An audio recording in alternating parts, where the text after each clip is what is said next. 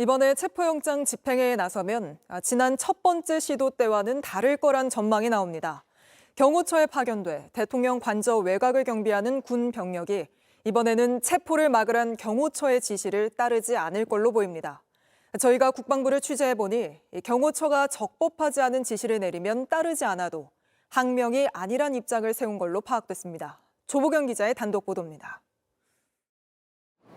대통령 관저 외곽을 경비하는 수도방위 사령부 소속 55경비단과 33 군사경찰대는 지난 3일 경호처의 지시를 받고 윤 대통령의 체포영장 집행을 막는 데 동원됐습니다.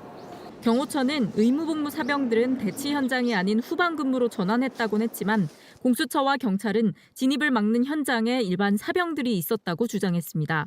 이 때문에 수적으로 불리한 경호처가 2차 체포영장 집행 때도 자신들이 지휘권을 가진 55경비단 등 군부대를 동원할 가능성이 여전히 큽니다.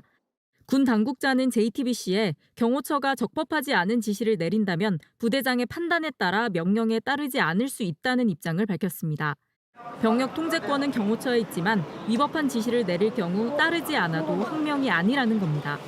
55경비단의 본래 임무는 관저 외곽 경비입니다. 따라서 체포영장 집행을 가로막는 데 동원되는 건 적법한 지시가 아닌 것으로 해석할 수 있습니다. 앞서 김선호 국방부 장관 직무대행은 지난 3일 1차 체포영장 집행 당시 경호처에 체포영장 집행을 저지하는 데 군병력을 투입하는 것은 맞지 않다는 입장을 밝힌 바 있습니다. 55경비단장 등 부대장에겐 직접 경찰과 물리적 충돌이 있어서는 안 된다는 지침도 내렸습니다. 군 당국자는 이 같은 지침에 대해 경호처 지시를 따르지 않으면 항명이 될 수 있다는 부담을 덜어주기 위한 거라고 설명했습니다. JTBC 조보경입니다. 경호처는 이 와중에 경찰에 대통령 경호를 지원할 수 있게 협조하라는 공문을 보냈습니다. 경호처 지휘부까지 체포하는 초강수를 검토 중인 경찰은 같이 공범되자는 항의성 공문 아니냐는 반응입니다. 경찰은 대응할 가치가 없다며 경호처에 회신하지 않았고 대통령의 체포를 막아서는 일도 없을 거라는 강경한 입장입니다. 이서준 기자입니다. 어제 저녁 대통령 경호처가 한 장짜리 공문을 경찰로 보냈습니다. 경찰 101-202 경비단이 대통령 경호를 지원할 수 있도록 협조를 바란다는 취지의 한 문장이 사실상 공문의 전부였습니다. 윤석열 대통령 체포를 준비 중인 경찰에 윤 대통령 체포를 함께 막아달란 공문을 보낸 겁니다.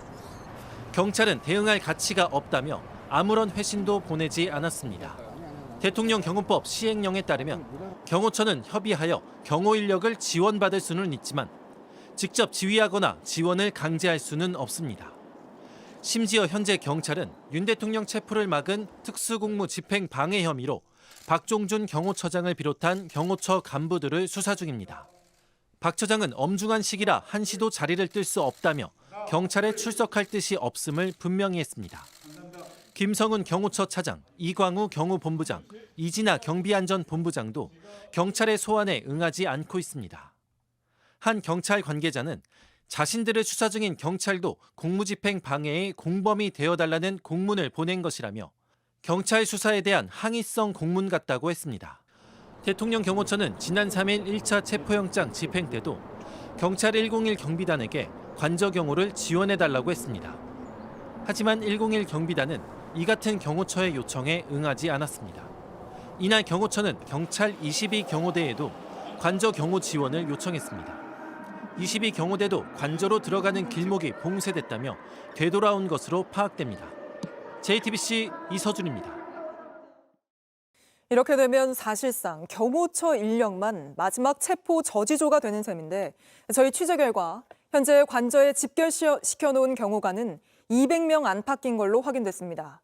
그런데 이들 안에서도 윤 대통령에게 맹목적인 충성을 하는 경호처 수뇌부에 대해 납득할 수 없다는 분위기가 있는 걸로 취재됐습니다. 김태영 기자가 단독 보도합니다. 대통령 경호처 인력은 700명이 넘는 걸로 알려져 있습니다. 하지만 여기엔 전직 대통령 경호팀 등도 포함돼 있습니다. 이에 따라 경호처 사정에 밝은 대통령실 관계자는 JTBC에 현재 관저에 있는 경호관들은 200명 안팎인 걸로 안다고 전했습니다. 지난 3일 1차 시도 때 관저를 둘러쌌던 200여 명이 사실상 전부란 겁니다. 게다가 이들 일선 경호관들 사이에서도 불법 체포 저지를 이어가는 경호처 수뇌부에 대한 우려의 목소리가 커지고 있다고 합니다. 이 관계자는 주어진 임무를 직업 윤리에 따라 수행하지 않을 수 없는 상황에 놓인 경호관들이 고충이 크다면서 이런 상황까지 온 건 경호처 수뇌부 속 김용현 라인 때문이란 불만도 있다고 했습니다. 실제로 경호처 서열 2위와 3위인 김성훈 경호처 차장과 이광호 경호본부장은 모두 김용현 전 국방장관이 경호처장일 때 같이 근무했습니다. 여기에 세 사람이 대통령 별장이었던 청남대를 경비하던 부대에서 함께 근무한 인연이 있다는 주장도 나옵니다.